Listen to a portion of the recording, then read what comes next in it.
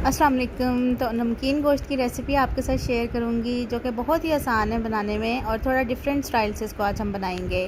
तो यहाँ पे मैंने 1 किलो गोश्त लिया है और साथ ही मैंने थोड़ी सी चर्बी भी ले ली है, इसलिए कि इसमें हमने ऑयल वगैरह कुछ भी ऐड नहीं करना है। जो चर्बी से ऑयल निकलेगा वही इसमें यूज़ होगा।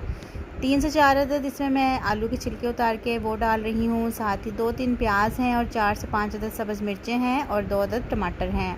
इन सब के सिर्फ छिलके ही उतारने हैं, आपने इनको काटना नहीं है। साथ ही इसमें कुछ स्पाइसेस जाएंगे जिसमें 1 टीस्पून नमक है, हाफ़ टी स्पून कुटी हुई लाल मिर्च है और हाफ़ टी स्पून ही मैंने पिसी हुई काली मिर्च ऐड की है। 1 टीस्पून लहसुन अदरक का पेस्ट है और इसमें मैंने हाफ़ कप जो है वो पानी का ऐड किया है। अगर आप पानी नहीं भी डालेंगे तो कोई मसला नहीं है। फुल वीडियो मेरे चैनल पर मौजूद है, आप जाके देख सकते हैं। और अगर चैनल को सब्सक्राइब नहीं किया है तो चैनल को सब्सक्राइब कर दें और अपना बहुत सारा ख्याल रखिएगा। आपसे फिर मुलाकात होगी। अल्लाह हाफिज़।